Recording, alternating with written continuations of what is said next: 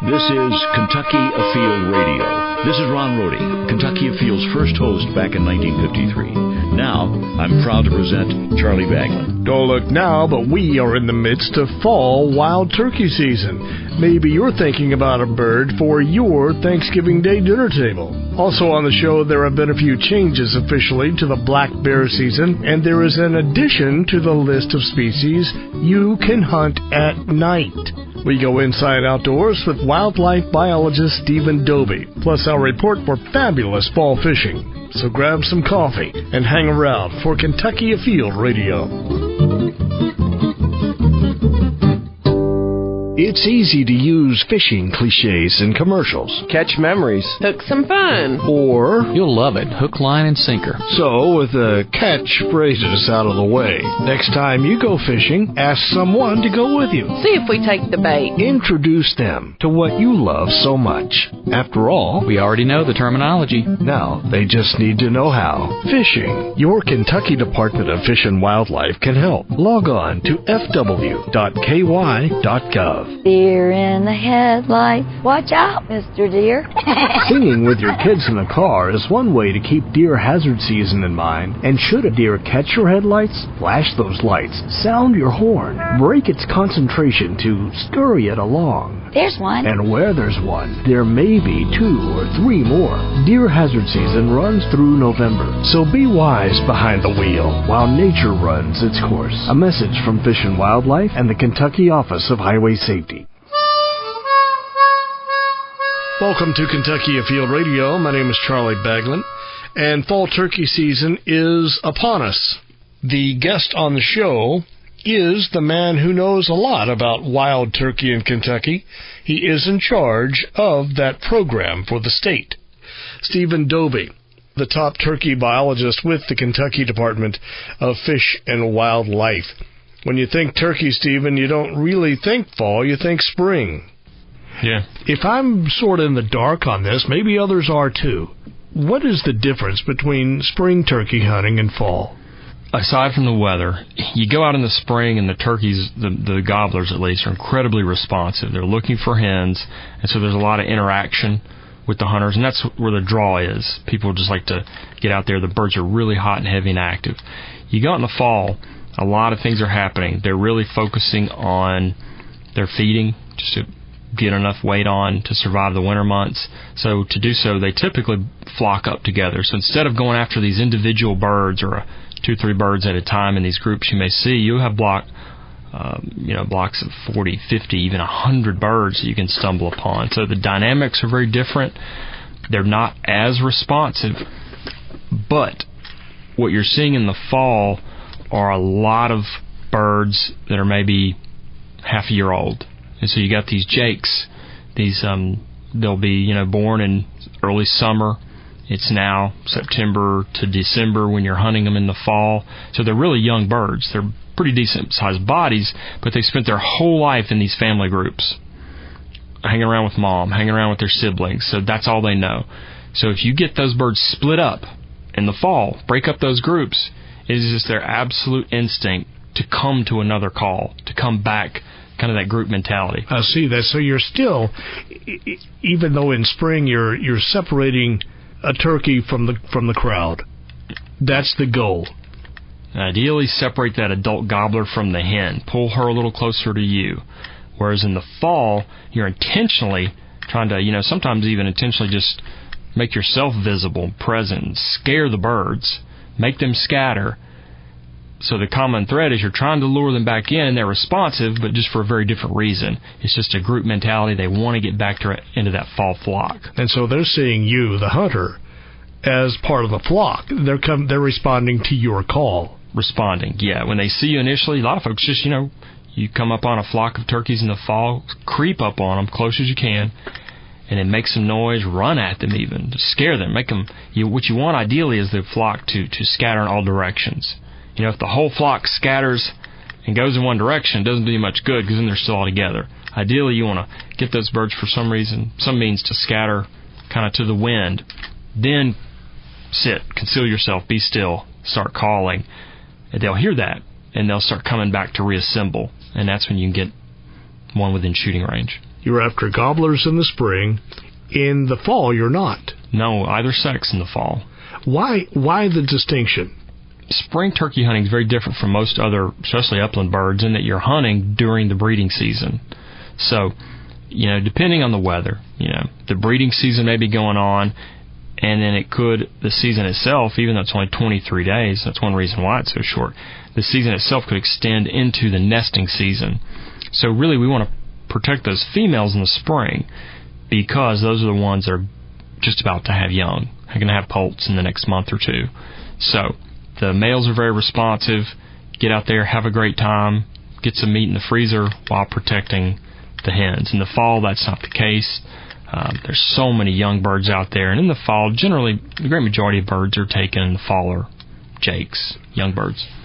Let's compare this, if we can, to deer season. If we had a hunting season where it was held during the breeding season for deer, and we do, and it was male of the species only, we'd be overrun with does. We'd be overrun with deer, and so hence the 1 buck limit, unlimited doe harvest, etc., etc. Doesn't apply to turkey, or does it, or are you still trying to grow the herd that much? In some areas, yeah, we could stand to have a few more turkeys in a few areas. Some areas, no, by no means. It's reached saturation, and based on some calls we've gotten, some places may have, too many turkeys, which seems weird to say because 20 years ago we'd never said that in the eastern U.S.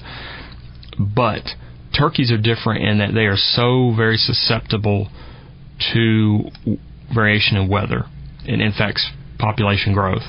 One summer or one spring, have a really cool spring or too much rain, like, 2007, it was just a monsoon, or 2008, I can't recall. That can affect statewide poult production.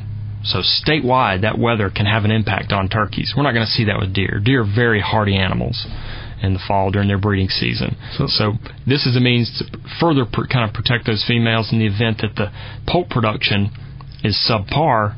At least those females will still be around to breed next year. So we're talking about a natural mortality factor of weather. Yes. Of pure weather. But how long will a deer live versus a turkey? They'll live a decade if I'm hunting them. That's the way my luck is. Turkeys are a little better at. Turkeys don't live that long. They succumb to predation, and not active predation. A lot of things that affect turkeys. One thing always, of course, people want to say coyotes are killing my turkeys. And coyotes get a little bit of bad rap in that they are so visible, whether it be visually or by sound. You got on your farm at night and you just hear these coyotes making just racket all night long. For every coyote you hear, there's 100 other predators out there that affect turkeys. There's rats, there's snakes, there's owls, there's crows, there's skunks. And those animals that I'm listed there are much more significant predators on turkeys than these larger, more visible predators that people tend to want to think of. And likewise, predators on deer, basically you and me. Yeah, and that's about it. That's about it. Maybe the occasional car or truck. Yeah. But as long as we're on the subject, are there natural mortality factors affecting deer? Age, disease is a natural mortality factor, albeit a lot of people don't want to think of it that way, but deer abundance exceeds some carrying capacity, and oftentimes disease will bring that number back down. And in the absence of mountain lions and wolves, it's pretty much left to you and me. Exactly. We are in the midst of turkey season for fall. It opens September the 7th and goes on, depends on if you're doing shotgun, archery, or crossbow. So your crossbow season opened 10/1. Shotgun for turkey, 10/26. Get in toward Halloween there, October 26th. So how long do the seasons run? The fall shotgun seasons, we have a split season. The fourth Saturday in October for 7 days. And then the second season is the 7th through the 13th. So 2 7-day seasons in which you can go out and harvest a turkey with shotgun. October 26th through the first day of November. And then December 7th through the 13th. Yeah. Two important date spans to keep in mind. For archery, now that goes on all the way into the next year. It does. It's concurrent with the deer archery season. September 7th and then January 20th. For crossbow, and not a lot of crossbow turkey hunters, because I was looking here at some of these statistics from last fall. Out of a total of 4,300 turkey taken, 214 were taken with crossbow. Not that many. I don't see a percentage of that, but it's a little bitty one. We are talking with Steven Dobey, Kentucky's top turkey biologist, in charge of all things Jake. We'll continue. This is Charlie Baglan. Stay with us on Kentucky Afield Radio.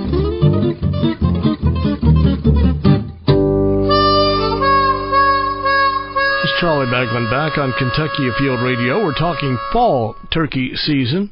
Steven Dobey, the state's wild turkey program coordinator with the Kentucky Department of Fish and Wildlife, is the guest this hour. Steven, before we went to break, we were talking about harvest numbers. Shotgun, archery, crossbow. Get this. Last spring, we're talking about comparing and contrasting some numbers.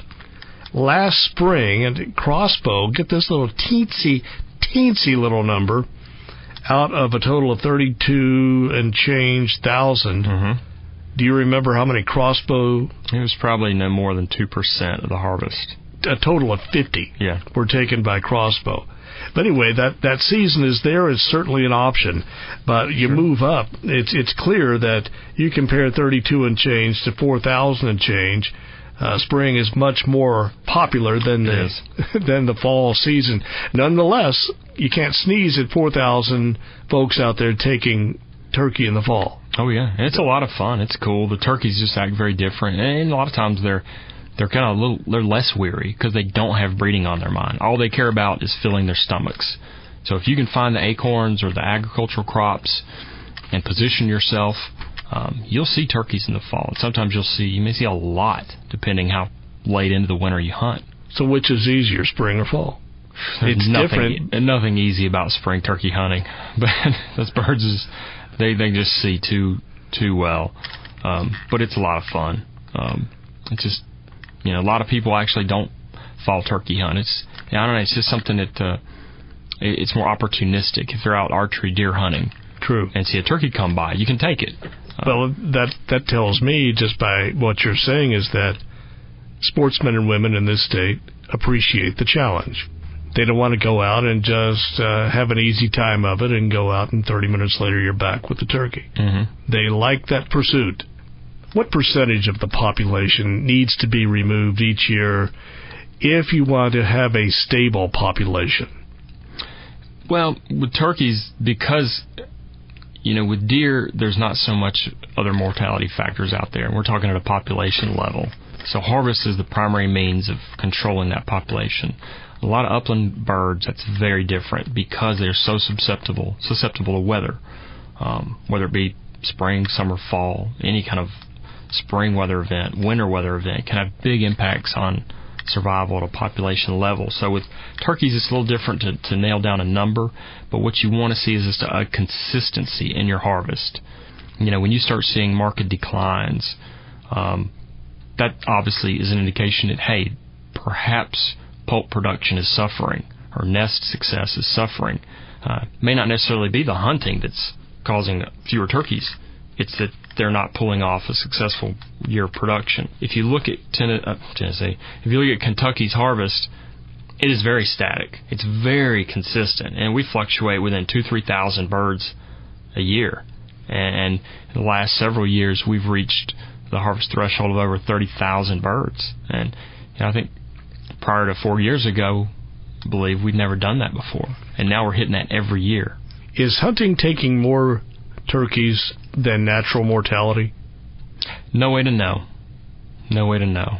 So I'm wondering where I'm going with that is, what if there were no hunting seasons, and for a while there wasn't, and it only grew? If you took hunting out of the equation, would that population still be more or less stable just due to natural mortality, you wonder? What we would see, the biological concerns would be kind of overshadowed by the social concerns, because what we would see is increased, and this sounds bizarre, but we do have quite a few vehicle turkey collisions. Turkeys in the spring, they can be quite aggressive. That's just how turkeys work in the spring, April and May. We have a lot of complaints each year with turkeys, lack of a better term, going after people. Really? Bystanders, not hunters, just on property. And situations relating to agriculture. Anytime you get wildlife in a status that we consider overabundant, there are going to be serious concerns. So the social aspects would probably outweigh the biological, whether they were warranted or not. Again, going back to the coyote example, if they're visible, they're typically going to get blamed for something. And turkeys are extremely visible, especially in the fall when they get in these massive flocks. So you're saying that a turkey will walk up to a person and aggravate them some, yet if a person goes out into the turkey woods, they have to be ultra quiet, get there before sunup, and wear every piece of camouflage in the catalog. Yeah. Why? It seems just because I think counterintuitive. Turkey's existence on this earth is to frustrate hunters. That's what I think. And they're experts at it. And so even if a hunter isn't hunting, they'll come up and just mess with them. They can. But where we went with that is, what if we didn't have turkey season? Clearly there would be way more turkeys than you need. And so the hunting's impact is doing its job. Sure, those turkeys would die regardless. It would just be, by some means, it would be much less humane than hunting. That sounds a little counterintuitive, but avian pox, blackhead disease, these are things that you do not want to see break out have large effects on your turkey population. And in absence of hunting, when those abundance exceeds certain thresholds, it's going to happen. You have to get a lot of phone calls and emails from turkey enthusiasts around Kentucky. Do they see themselves as experts too, or do they see you as the expert? I know you are the expert. You're the man, turkey program coordinator. But when folks call in, do they seem like they want to tell you how to do your job? Oh, I think, you get it's all over the spectrum. Most folks, just want a little information or some clarification and understanding. There's people out there that have been hunting turkeys a whole lot longer than I have, that's for sure. So a lot of times, I hear what they have to say and I can defer to them. I don't have a problem with that. But, a lot of the stuff and the decisions that we make are based on biological reasons. And those are reasons that we've spent a long time in school for and a long time managing wildlife populations. Are we hunters? Yes. But we're scientists and researchers before that. If you're a scientist, that means you need to use a little bit of mathematics in what you do. Mm-hmm. If you do A, it leads to B. If you do this, it increases the population, or it stabilizes it, or it lessens it. But when you say it's biological, how much does what hunters want and what hunters would really like to see play in to wildlife management and turkey game laws here in the state? Yeah, it plays a factor to an extent when it doesn't cross that line of posing some threat to the resource. You survey 1,000 turkey hunters out there, probably 90% of them wish the season would start earlier any given year. And if that did, and the reason for what that, would be the consequence? The reason for that desire is because turkeys are more typically, depending on the weather, not necessarily more vocal. Maybe in early April, late March, they're doing, and you're just now starting to hear them. You think, if I could just get out in the woods right now, I could nail them. Well, the reason we have the spring turkey season set when it is to have it occurred really just after that first peak of gobbling, so that those hens are bred, a great majority of those hens can be bred by those adult gobblers before they can be removed from the population. And if we set loose all the turkey hunters in Kentucky and they remove 30,000 birds, which we do, no problem. But if they remove 30,000 birds before they have a chance to breed hens, then that poses a concern. Definitely. So that's the distinction. Well, that's a good example. I think we've hit shotgun. We've talked about archery, crossbow. Popularity of archery hunting in the fall. You see much of that, or is it still mostly shotgun? I think the popularity is growing. As far as the harvest numbers, definitely shotgun still tends to be the favorite. 316 birds taken last spring by archery, and last fall, you remember the number? No, not off the top of my head. I know it because I'm reading it here right off the internet. 980. 980. That's almost a fourth of the turkeys taken in the fall are by archery. Yeah. Are you surprised to hear that? No, because the opportunity's there, September through almost most of January, and you get a lot of people out deer hunting.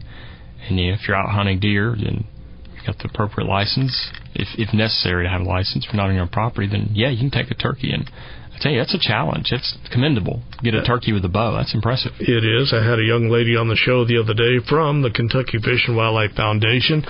And it was shortly after September 7th. She'd already been out. She didn't get one yet, but she had her Hoyt bow, and she was planning to go most Saturdays in the fall, and she was going to get one, and was patient as she needed to be until that happened. And so I know she, for one, is looking forward to it.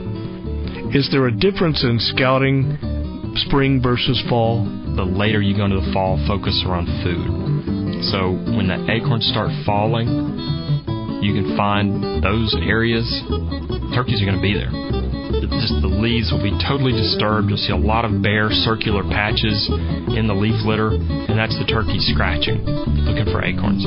Timely advice from the Kentucky coordinator of the Wild Turkey Program, Mr. Steven Dobey. And Steve, we have a break coming up. We have a fishing report to get to. But when we come back, I want to ask you about changes that are ahead for Kentucky's bear season. So hang with us.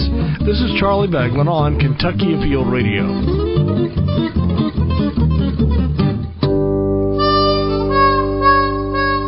Baglan back on Kentucky Afield Radio. This half hour we will get into bear and the new critter you can hunt at night. Meanwhile, fall fishing is fantastic. And here's this week's fishing report. Hi, this is Kevin Fry with your Eastern Area Fisheries Report. Crappie reports have been good at Dewey, Fish Trap, Buckhorn, Yatesville, and Paintsville. At Yatesville and Paintsville, these better crappie reports were from the upper lake areas. Reports on channel catfish continue to be good at Dewey and Fish Trap lakes in shallow water. Primary baits have been cutfish and chicken liver. Largemouth bass fishing has been slow for large fish in main lake areas. However, larger fish are being found near mouths of creeks at the backs of coves. These areas are also holding large smallmouth bass at Fish Trap Lake and spotted bass at Carr Creek Lake. White bass are also in these same areas at Buckhorn and Dewey Lakes, and some large muskie also being found at Buckhorn. Muskie in these areas are coming from the edges of grass beds. Hi, this is Eric Cummins with your Southwest Kentucky Fishing Report. Barren River Lake has turned over in the upper halves of the lake above the state park and the narrows. The lower part of the lake is still in process, so your best fishing will be in those upper halves. The bass bite in those areas has been good on top waters and shallow running crankbaits and lipless crankbaits and spinnerbaits. Crappie bite has been good in 10 to 12 foot of water near brush or structure. At Green River Lake, the upper thirds of the lake have turned over above White Oak Creek and Emerald Isle. The rest of the lake is in its process with a thermocline depth at about 35 to 40 foot. Bass have been good on top water, spinner baits, or jerk baits. Muskie bite has also been good with spinners and crankbaits. As always, good luck and good fishing. Be sure you wear your life jacket. This is Jeff Crosby with the Central District Fishing Report. Lake temperatures are running in the mid-60s. Largemouth bass fishing is good at many of the area lakes, such as Taylorsville, Harrington, Gist Creek, Beaver, Elmer Davis lakes here in the Central District. Many of the bass are beginning to feed heavily as we approach the fall time of year. Additionally, at Taylorsville, good catches of crappie are beginning to increase. Standing timber and brush piles adjacent to deep water, that's water 8 to 12 foot deep, have been very productive areas. Try live minnows or crappie jigs to catch these fish. Don't forget about the blue catfish and channel catfish at Taylorsville Lake. Fish channel edges. Good luck, be safe, and hope to see you on the water. This is Kentucky Afield Radio. The spirit of fair chase has guided hunter ethics forever and a day. So what can legally give you the edge? We'll get into all that next after the break. I am a college student. My future is bright. I know soon it'll be my turn to take care of the planet. But today, I can continue to buy a Kentucky Nature license plate, the plates that say Nature's Finest. Since high school, they've saved miles of clean-flowing streams, forests, and in my lifetime, over 77,000 acres across our state. I can't wait to see what's down the road. See with me. Next time you renew, choose the Nature plate, plates that keep the bluegrass green. Of all the creatures of Halloween, the one that should send a chill up your spine is deer. I'm wildlife biologist Tina Brunges. It's breeding season. During this time of year, we see a 50% jump in deer car collisions. If you're on the road, be on your toes. Like a ghost, deer can appear out of nowhere. This deer hazard season, drive smart, Kentucky. Slow down and let nature run its course. A message from the Department of Fish and Wildlife and the Kentucky Office of Highway Safety. We're back on Kentucky Afield Radio. My name is Charlie Bagman, and the guest in the studio, Steven Dobey, wildlife biologist in charge of bear and turkey for the Kentucky Department of Fish and Wildlife. Here's one thing I'm probably not clear on as I need to be. Is there such a thing as an annual limit on turkeys, or is this based on season? How many turkeys are you allowed to harvest in a given calendar year? Legally in the fall, you can take 4 birds. I don't think a lot of people don't realize that. But you can take 4, and you got a spring bag limit of 2.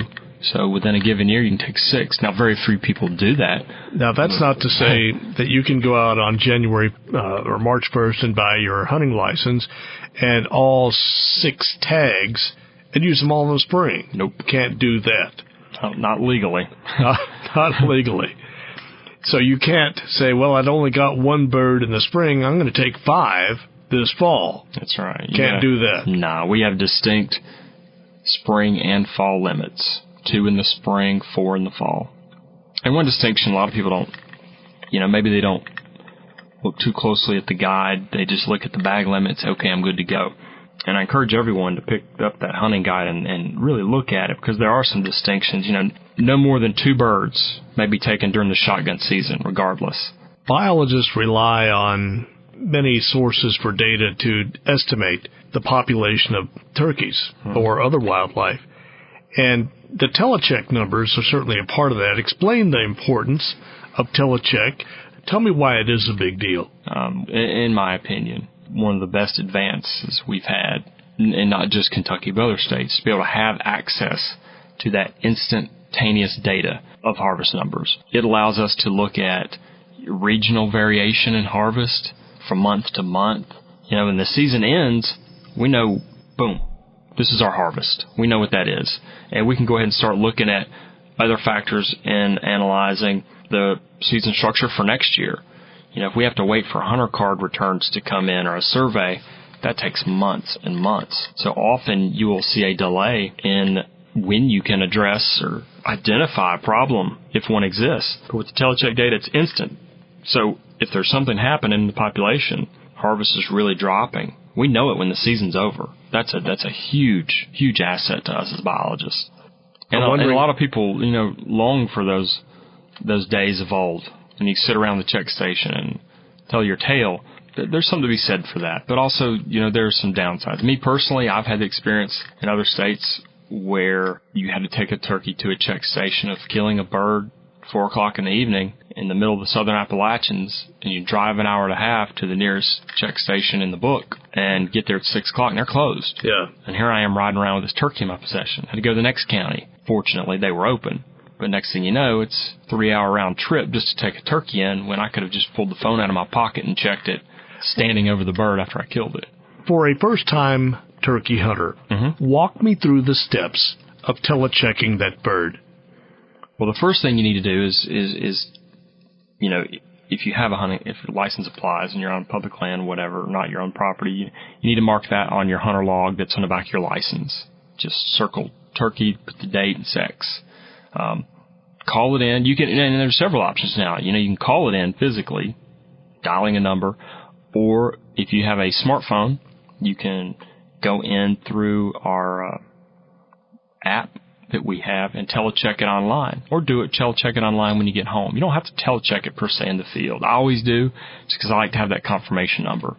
But you will go through a series of phone or internet prompts where you'll enter your social security number. It's your unique identifier, county that you harvested, the sex, weapon type, private land, public land. If it's public, we'll ask you to name that public land, just so we can gather as much information as we can. And then they'll provide you with a confirmation number. You just write that on your hunter log or the back of your license, and you're good. So the telecheck telephone number is 1-800-245-4263. Best thing to do is program it in your cell phone. Very few people don't have one nowadays. Just go ahead and take the time, sit down, take 2 minutes, program in KDFWR telecheck in your cell phone, and you never have to worry about it. You'll find that on the tag itself or in the hunting guide. Yes. It has to be done just sometime prior to midnight of that day. Yeah.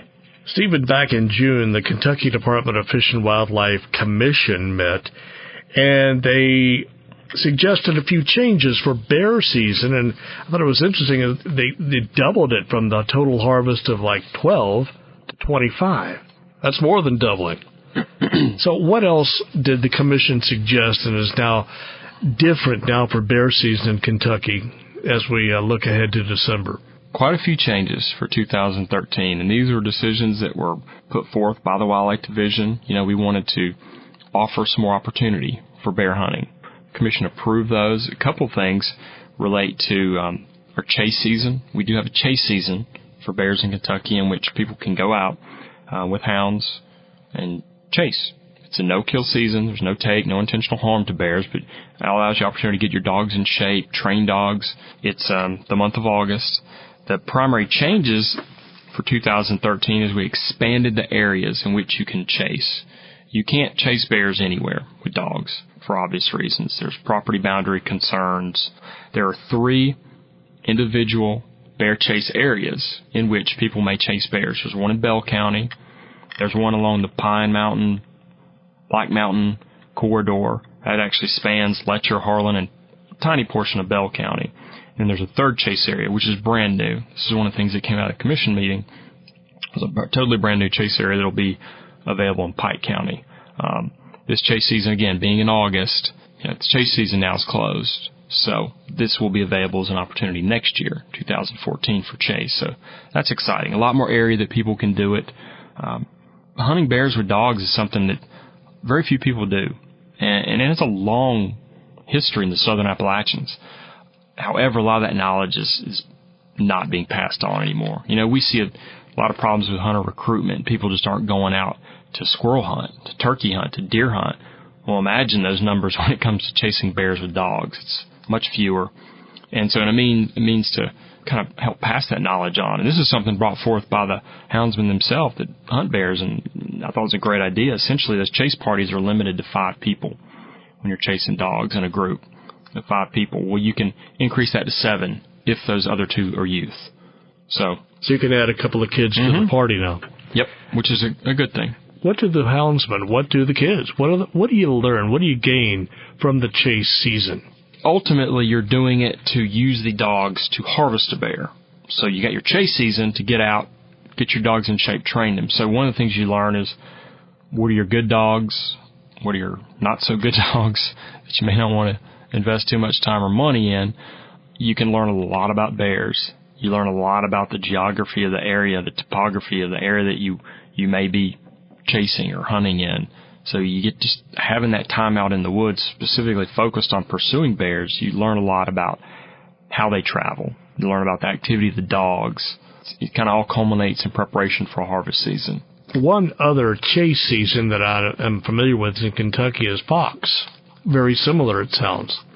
Just to typically a little bit larger scale. Bears will, not always, but bears can roam. And those chases can last longer, but, surprisingly they don't. They tend to, a lot of circular patterns in which they try to elude and evade dogs. The picture that this paints for me is that there is a bear running through the woods being chased actively by a dog. Not necessarily the case. The dog may be in pursuit, get on the trail of a bear. Does it soon result in high-speed, actually, foot chase? between the bear. Dog and the bear. Oh, yeah.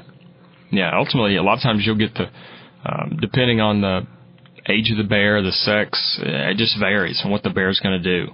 Very often, they'll run, and they'll run, and they'll run, and a chase can last hours. It may not necessarily go a long distance. It'll last a long time. Bears will be running. There's active bears within viewing distance, visual distance of the bear. At some point, I'm just thinking the dog is going to win the race. You would think. Is the bear really that fast and that agile that he can outdo a dog? Oh, yeah. Really? Oh, yeah. Especially in August. It's hot. Dogs are fast. I've been to the dog track, and they can move. I don't think these are not greyhounds. These dogs are built for endurance, and those bears live out in it day in and day out, and so they're the ones that are in shape in August, not the dogs. What's chasing a bear anyway? Because face it, when you think about a bear, you think of this bumbling big creature, and he's looking for blackberries.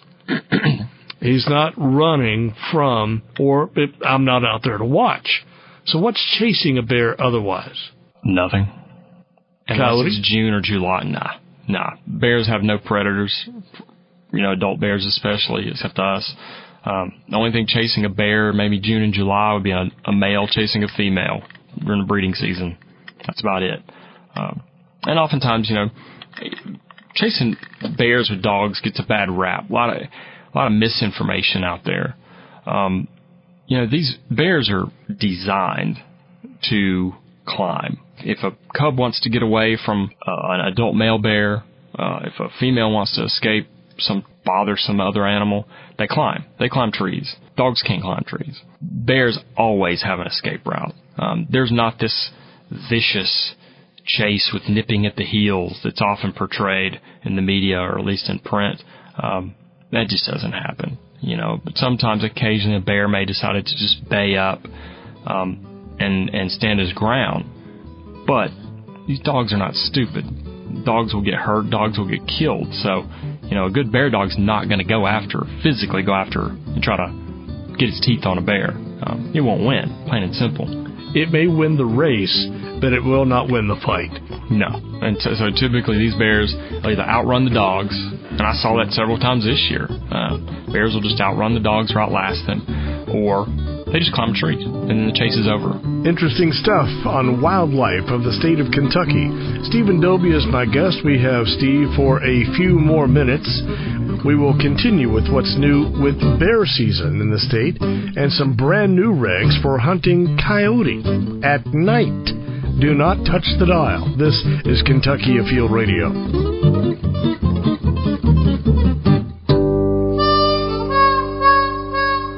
Bagland back on Kentucky Afield Radio. Steve, before we went to break, we were talking about bear. The spirit of fair chase has followed hunting all of its life, and the spirit of fair chase applies to dogs as being chased fairly. Point out some of the things that isn't fair, such as chasing them on a motorcycle or in an airplane or helicopter. In addition to hunting practices, there are a constant flow of products that help us chase fairly. Sights, scents, calls, baits, decoys, devices and techniques. There are a lot of legal means out there to assist you in catching your prey. But feeding a bear is certainly not among them. Chasing them through the truck or maybe on a speedboat isn't among them. It's pretty much limited to foot travel. And in fact, chasing bears or hunting bears over bait in Kentucky is illegal. We don't allow bait when it comes to bear hunting, any bear hunting related activities. One of the most exciting things is we proposed and was approved an archery and crossbow season for bears this year.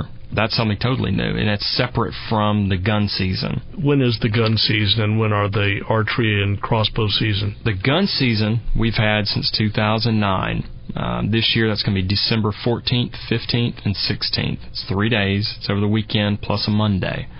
December 14th through 16th within the bear zone. And that's an over-the-counter bear permit. A lot of folks still don't realize that. You just go to your local sporting goods store, buy a $30 bear permit, go to the bear zone, you can bear hunt. Get you a nice bear, and trust me, we have a lot of them.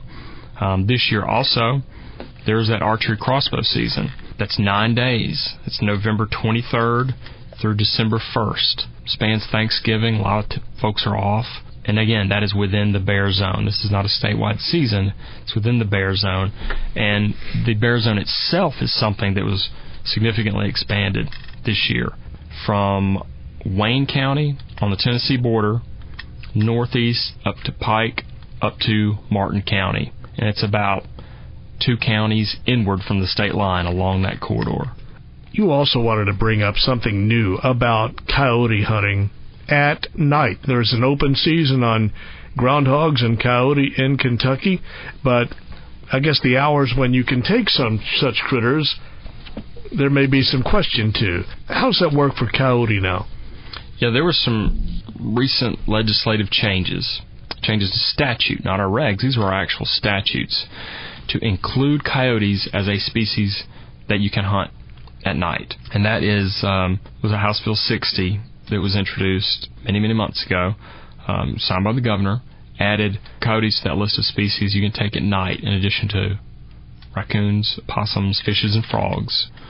So we then put together the regulations, and what are in effect now is you can always hunt coyotes year-round. That's been the case. Well, now you can hunt them at night year-round. Where the distinction comes in is when you can and cannot use lights. You can use lights or night vision equipment from February 1 to May 31st. That's the only time you can use lights to hunt coyotes at night. The remainder of the year, June 1 through January 31, cannot use lights, cannot use night vision. The reason for that is there were some warranted concerns about the illegal take of deer, and particularly trophy white-tailed deer. So we are permitting the use of lights during that window when deer do not have antlers. That makes sense. We don't want folks going out at night when you have a massive 190 class buck walking around. You throw a spotlight at it and just the temptation overcomes you. We shut that window. We don't allow lights to be used during that period of time. A couple other distinctions. Artificial lights, night vision, cannot be connected to or cast from a mechanized vehicle. We don't want people riding the roadways, spotlighting, looking for coyotes, because, again, we don't want to crack that door for any people to go out and maybe promote legal take of deer. And it's not safe driving around with that million candle-watt light. Believe it or not, you set those things down in your carpet in your car and forget to turn it off, it'll start a fire pretty quick. Those things are hot. Not to mention you'll blind other motorists, and there's other statutes to prevent hunting from moving vehicles. So, artificial lights, night vision equipment cannot be connected to or cast from a mechanized vehicle.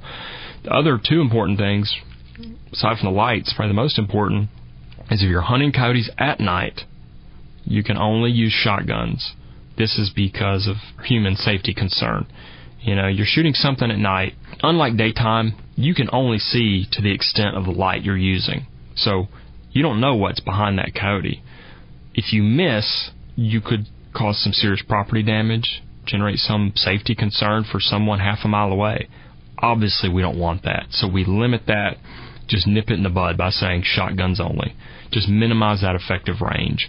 And in conjunction with that, no single projectile ammunition, so you cannot use slugs hunting at night. But if you have a shotgun, you are good to go. Yes, indeed. Still need a hunting license, or can you shoot them without? Unless you're license exempt, meaning you're hunting on your own property, yes, you do need a hunting license, just like hunting for anything else. Steve, any last thoughts? We've just got maybe a minute or 2 left. No, I think we've covered everything. You or anyone's out there turkey hunting or bear hunting this fall, best of luck. Same to you, sir. Thank you. Always fascinates me to have guests on like Steven Dobey, who knows so much about so many facets of our wild outdoors. There was something in the news, though, recently that I think no one suspected. Federal officials recently confirmed that an animal taken by a hunter near Munfordville, that's in Hart County, March 16th, was indeed a gray wolf. A DNA analysis performed by the U.S. Department of Agriculture's Natural Wildlife Research Center, now this was in Colorado, determined that the 73-pound animal was indeed a federally endangered gray wolf, resembling wolves native to the Great Lakes region. Wolves have been gone from this state since the mid-1800s. Part of what these researchers and scientists do is use dental records, and they check plaque. The amount of plaque on the animal's teeth suggests that the wolf may have spent some time in captivity. They say because a wolf is largely carnivorous, meaning it eats meat, catching live prey, crushing bone as they eat, produces much less plaque on the teeth of the wild wolves. So that makes sense. Wildlife officials are aware of a few radio-collared northern wolves that have wandered as far south as Missouri in the past decade. So interesting, in case you missed that. We are out of time. This is Charlie Baglin inviting you to come back in a week. We will go inside outdoors again, right here on Kentucky Afield Radio.